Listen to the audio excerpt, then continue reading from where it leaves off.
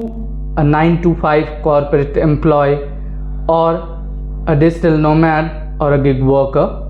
Hello everyone, my name is Nitish Kumar Pandey and you are watching Learn English with Nitish Pandey. Today we are going to talk about gig economy in India and the pros and cons of gig economy in India. What is gig economy? It is a modern world of freelance and on-demand work. The gig economy is a labor market characterized by the prevalence of short-term contracts or freelance work as opposed to permanent jobs.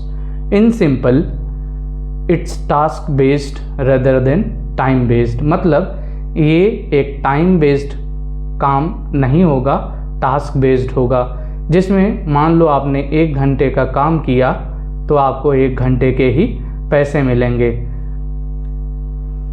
There are few words जो कि आपको gig economy और gig workers के बारे में और अच्छे से जानकारी दे पाएंगे.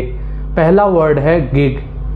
अ simple temporary job or task such as one delivery or a short term freelance project. मतलब कोई छोटा काम या 1 घंटे का काम या फ्रीलांस प्रोजेक्ट, उसको हम गिग कहते हैं. दूसरा वर्ड है side hustle. A secondary job or business taken in addition to a full time job to earn extra income. मान लीजिए आप कोई 9 to 5 जॉब कर रहे हो, आपको उससे उतना नहीं अर्न हो रहा है, तो आपने साइड इनकम के लिए कोई जैसे ओला, उबर, स्विगी, जोमेटो, इनमें से कोई भी काम ज्वाइन किया तो दैट इज़ साइड हसल. अगला वर्ड है उबराइजेशन. मतलब जैसे आप घर बैठे बैठे कोई भी सामान ऑर्डर कर लेते हो और वो 10 मिनट में या थोड़ी देर में आ जाता है, दैट इज़ उबराइजेशन. अगला वर्ड है फ्लोटिंग. मतलब used by the ride hailing drivers Ola Uber to describe driving around aimlessly without a passenger while waiting for the app to ping with a new booking.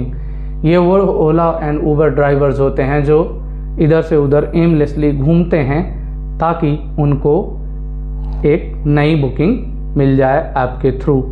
अगला वर्ड है quick commerce या Q com. मतलब जैसे आपने वो 10 minute delivery वाला सुना होगा, जेप्टो या ब्लिंकिट के बारे में. इफ़ यू ऑर्डर, आप जब कुछ भी ऑर्डर करते हो इस ऐप से तो वो आपको 10 मिनट में डिलीवर कर देते हैं, पर उससे जो बंदा उसको डिलीवर कर रहा है उस पर कितना प्रेशर पड़ता है वो भी आपको पता चलेगा. तो दैट इज़ क्यू कॉम या क्यू कॉमर्स. ऐसी वेबसाइट्स जो आपको बहुत जल्दी सामान पहुंचाती हैं, दैट इज़ क्यू कॉम या क्यू कॉमर्स. अगला वर्ड है dark hub. Similar to dark store, these are specialized distribution centers for ultra fast deliveries often hidden in residential basements or small alleys. मतलब ये एक ऐसे बड़े बड़े गोदाम टाइप के जगह होती हैं जहाँ सामान को इकट्ठा करके रखा जाता है और जैसे ही आप अपने सामान को बुक करते हैं ऑनलाइन ऐप के थ्रू, आपको जल्दी से जल्दी वो पहुँचा दिया जाता है, तो उसको डार्क हब कहते हैं. उस सामान को रखने की जगह को डार्क हब कहते हैं. अगला वर्ड है shadowing. मतलब when a new gig worker follows an experienced partner for a day to learn the hacks of the app and the best local routes. मतलब जब एक नया गिग वर्कर, एक नया जो बंदा जो जेप्टो या स्विगी, जोमेटो, उबर, ओला कुछ भी ज्वाइन करता है तो उसके बारे में सीखने के लिए एक एक्सपीरियंस्ड बंदे को फॉलो करता है, तो दैट इज़ shadowing. अगला वर्ड है ऐपबाजी. मतलब अ colloquial term for the strategic maneuvering workers do between multiple apps like switching between Uber and Ola to find the best fare. ये वो ड्राइवर्स या लोग होते हैं जो ओला एंड ऊबर्स के बीच में ऐप्स को स्विच करके देखते रहते हैं कि कहाँ हमें एक राइड के ज़्यादा पैसे मिल रहे हैं, तो दैट इज़ ऐपबाजी.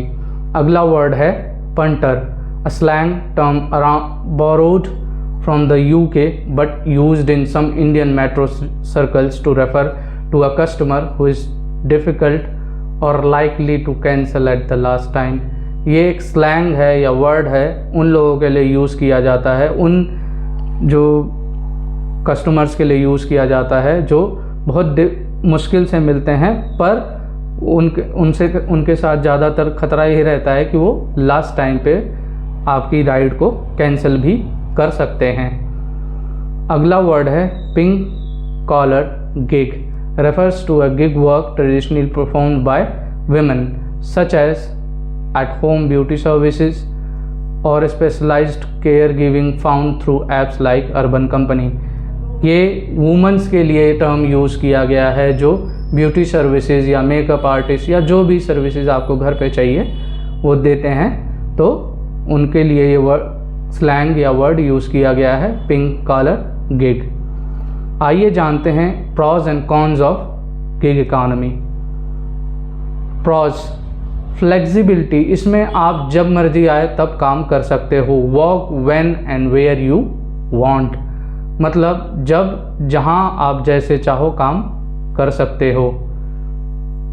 दूसरा है ऑटोनॉमी, मतलब you are your own boss, मतलब आप अपने खुद के बॉस हो, किसी को जवाब नहीं दिया, आपने अपना ऐप खोला, आपके पास जो है बुकिंग आई, आपने वो डिलीवर किया, आपको पैसे मिल गए। अगला वर्ड है स्किल डाइवर्सिटी, मतलब opportunity to work on various projects. आपके पास एक फ़ायदा इसमें ये रहता है कि आपको एक साथ कई प्रोजेक्ट्स पे काम करने का एक्सपीरियंस भी मिलता है। अगला जो है कॉन्स, मतलब इसकी बुराइयां क्या क्या हैं, इसमें क्या क्या खराबियां हैं। इनकम स्टेबिलिटी, मतलब नो गारंटेड मंथली सैलरी। जैसे आप 9 to 5 जॉब में आपको गारंटेड मंथली इनकम या बाकी कुछ सुविधाएं मिलती हैं, इसमें ये नहीं मिलती। लैक ऑफ बेनिफिट्स, मतलब नो पेड लीव्स, इसमें पेड लीव्स नहीं है, हेल्थ इंश्योरेंस नहीं है और पेंशन भी नहीं है। तीसरा प्रॉब्लम है high pressure to find the next gig constantly. इसमें यह है कि आपको बहुत मुश्किल से अगला काम बहुत मुश्किल से मिलता है। तो ये थे इसके pros and cons of gig economy. Thank you everyone for watching this video. Kindly like, share and subscribe to my YouTube channel, that is Learn English with Nitish Pandey, and kindly comment your favorite gig slang in comment box. Thank you.